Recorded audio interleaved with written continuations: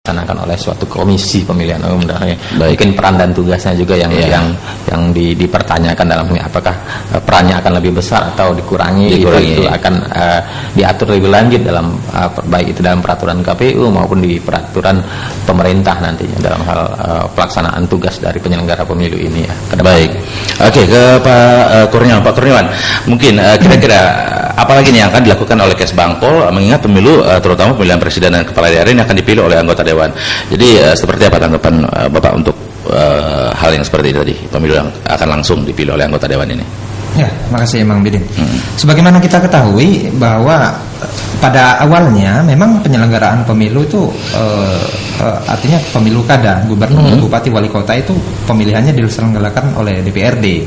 Namun sehubungan dengan terbitnya peraturan pemerintah pengganti Undang-Undang Nomor 1 2014 itu dinyatakan bahwa pemilu gubernur, bupati dan wali kota itu sudah diselenggarakan kembali secara langsung oleh rakyat. Jadi artinya kalau bahasa awamnya ya Pak Ahmad Nafi bahwa Perpu 1 2014 itu menganulir UU nomor 22 tahun 2014. Jadi kesimpulan bahwa penyelenggaraan pemilu sampai dengan hari ini, jika hari ini pun terselenggara pemilu, kita masih mengacu pada Perpu 1 2014 di mana pemilihan gubernur, bupati dan wali kota masih dilakukan oleh rakyat secara langsung. Baik, Manca Bijil semangat, Mang Kowi.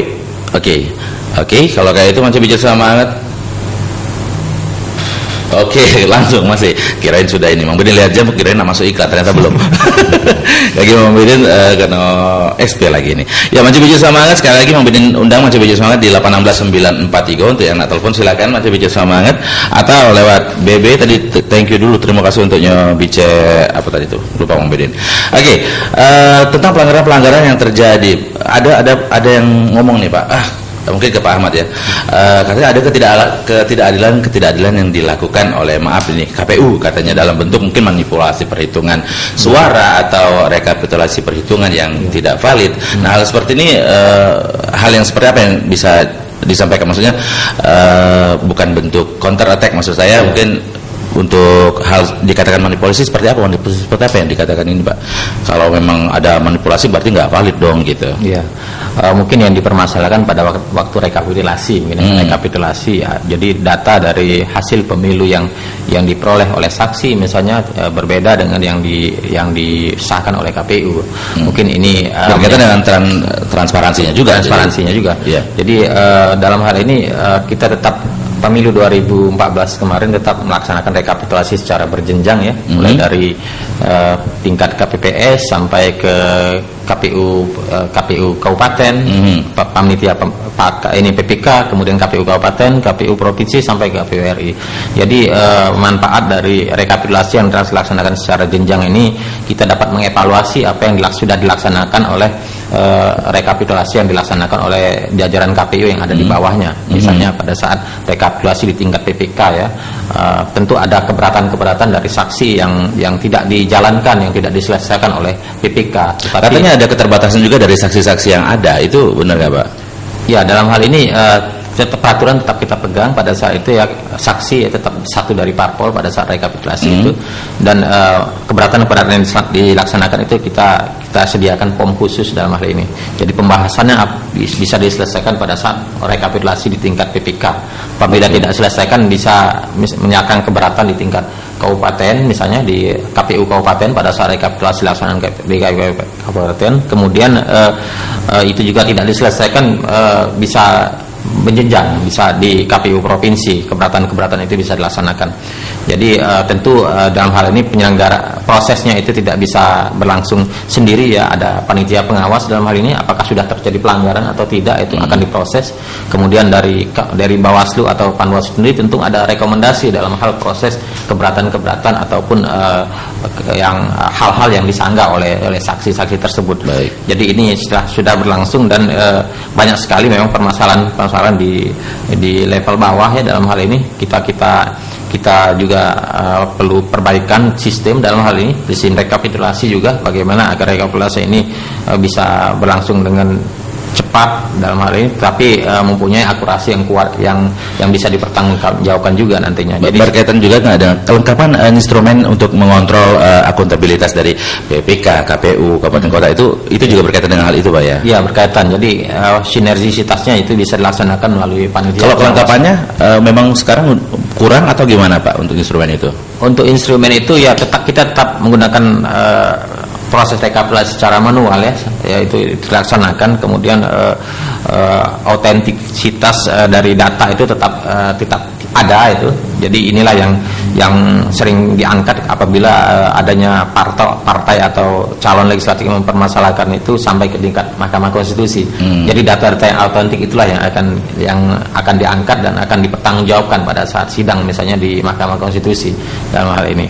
Jadi ini ya, KPU hanya melaksanakan proses itu, kemudian data-data yang ada itu harus lengkap ya, harus, dan formulir-formulir yang ada itu sudah menunjukkan bagaimana akurasi data yang dilaksanakan oleh KPU, dan proses rekapitulasinya juga dilaksanakan secara terbuka, bisa disaksikan oleh semua pihak dalam hal ini.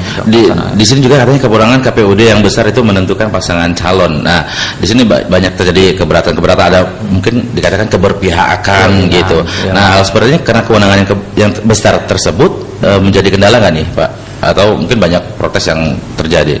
Iya, makanya apabila ada hal-hal yang keberatan itu yang dilaksanakan oleh KPU kabupaten misalnya dalam proses rekap, misalnya mengenai transparansi dan sebagainya, itu bisa dibuka kembali pada saat rekap di tingkat provinsi.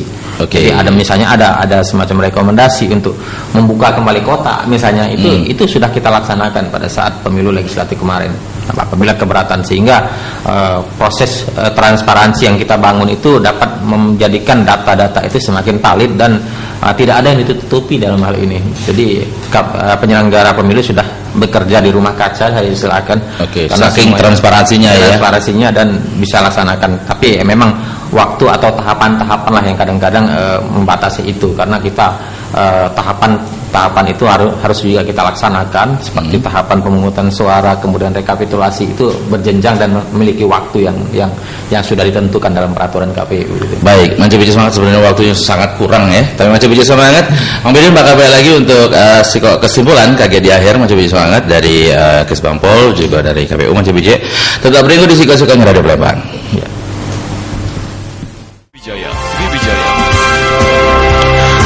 Ya, baik lagi di Talkshow Sriwijaya, Manca Bija Semangat dan Kulo Mang Bidin, juga Pak Kurniawan Kantinoko APMSI, Kepala Bidang Politik, dan juga dari Kesbangpol, dan ada Bapak Ahmad Nafi, Komisioner KPU Sumatera Selatan. Dan bacaannya kita tidak baca berpanjang lebar lagi karena waktu kita sudah semakin mepet.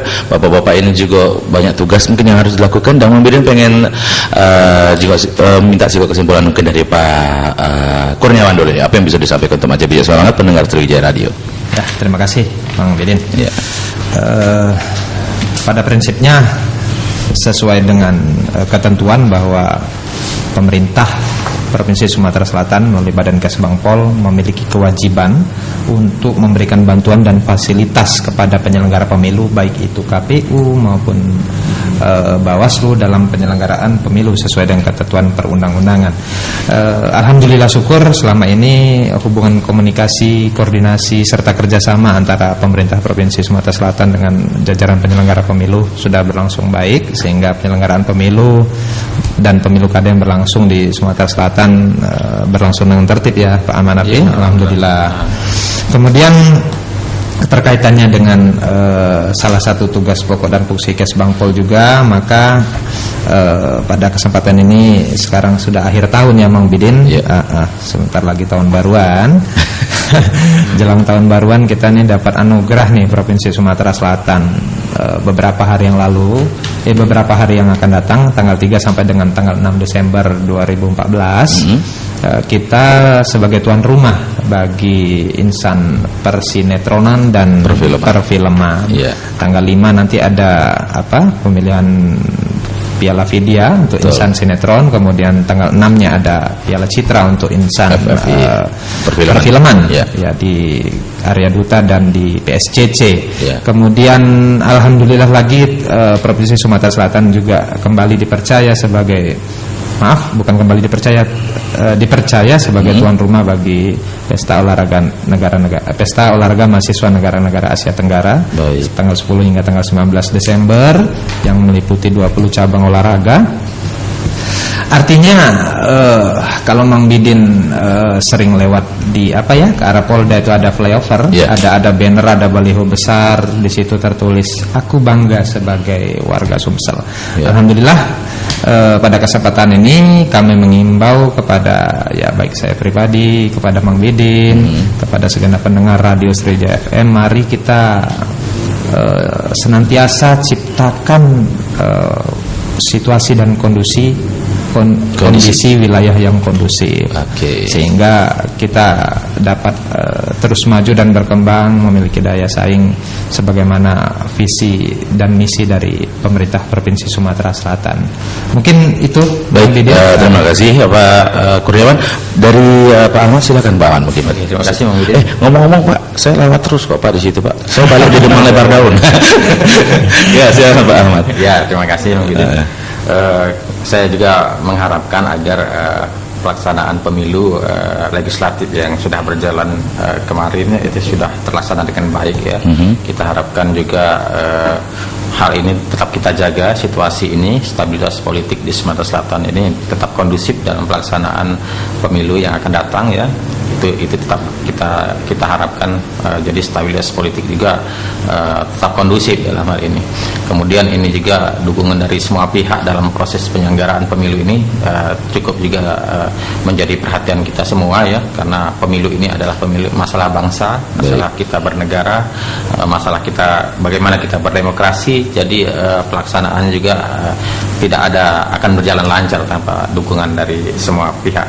Jadi KPU Provinsi Sumatera Selatan tetap mengimbau kepada masyarakat agar dalam setiap pemilu tetap menyatakan hak pilihnya, tetap kita jaga iklim demokrasi ini agar berjalan dengan baik dan lancar. Itu aja. Baik, terima kasih banyak. Sekali lagi Mang Bidin semangat, waktunya sudah ada baca lagi. Mang Bidin sebenarnya pengen ngobrol lama lagi dengan kedua bujang ganteng, bujang ganteng.